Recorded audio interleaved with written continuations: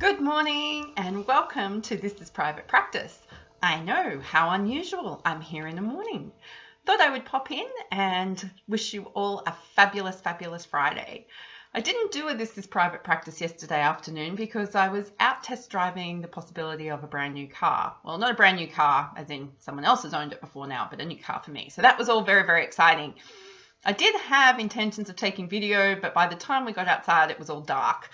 So that would not have been fun. And it's a black vehicle, so that was just not going to work, was it? I wanted to share something with you that I discovered about myself yesterday.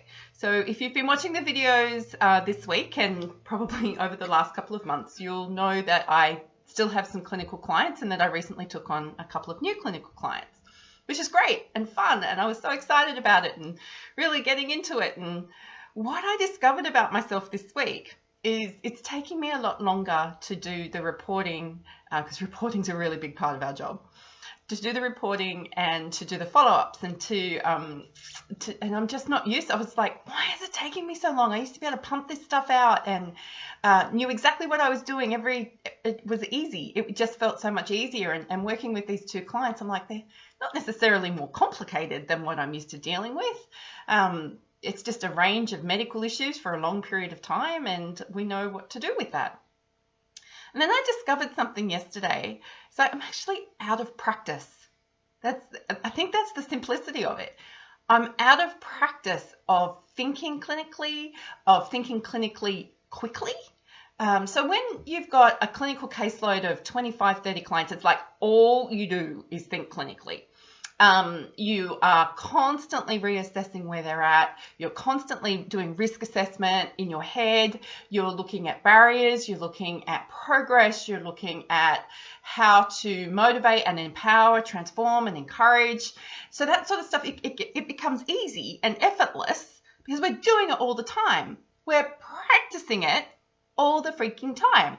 So no wonder it feels easy, and no wonder it has become the thing that I fall back into when I'm feeling insecure or when I'm doing something new or when somebody else asks me to write a brand new keynote and submit it for consideration. I fall back into what used to be really easy for me, which is working with a lot of clinical clients. So it was a real surprise to me yesterday to actually acknowledge and realize that I'm struggling with it, not because I can't do the work and not because I'm not good at this, but I'm just a bit out of practice. So one particular client, I have been liaising with one of the therapists who watch this channel and talking to her on Facebook, and I got to speak with her practice manager yesterday and her business yesterday, so that was really cool. But usually I can just turn up to those phone calls and I know exactly what the information that I want to give and exactly the outcome that I want to receive. But halfway through that conversation yesterday, I realized I had totally lost the plot with what I was trying to achieve from that phone call. And I'm like, I really needed to spend the time preparing for that phone call rather than me being able to go, hey, I've got this lady, she's diagnosed with this condition, she's demonstrating these types of behaviors. I'm really concerned about A, B, C, and D. Do you have somebody on your team who could go to her home and start assessing and helping her?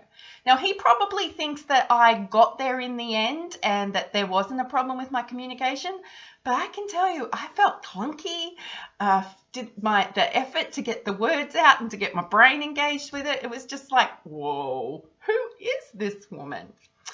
And then I spoke to the same client's GP.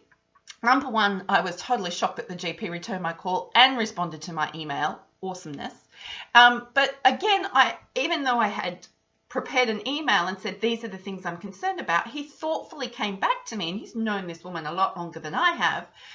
So he was challenging my assumptions, which is great. That's what we're supposed to do.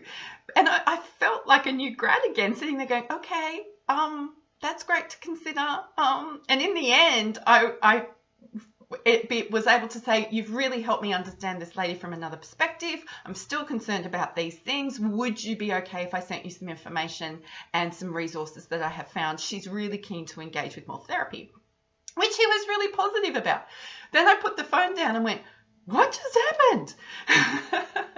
So it didn't dawn on me a little while later because, I went to the whole, I'm hopeless, I'm terrible, I'm awful, who would ever refer to me? Why would people ever want me to work with their clients? We got over that because I realized I'm just out of practice. And I think as clinicians, when we get out of practice and when we feel insecure or don't feel like 100% because we're used to running at 110%, we overcompensate. And we do that by becoming perfectionistic. We do more research. We write more clear notes. We over-communicate with everybody all of the time. We ask lots of questions. We need lots of feedback. We're looking for the affirmation that I'm okay. And that's what really good clinical supervision and consultation can bring to the game. So fortunately for me, I was able to talk to somebody about it afterwards and was able to reflect, I think this is just a lack of practice. And they were like, well, duh. Like, it's not like my caseload has gone from 24 to 4. It took me 12 months to do it. So it's been a gradual decrease and a gradual lack of practice of what I'm doing.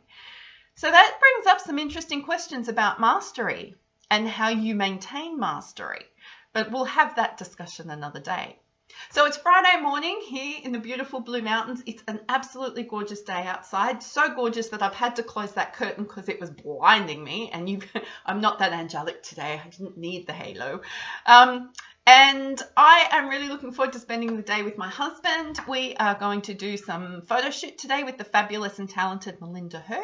So sometime in the future, there will be new headshots of Joe, hopefully with the purple in the hair coming through. So I'm wishing you a fantastic Friday. Go be your awesome, fabulous self. And I look forward to talking to you next week. Bye.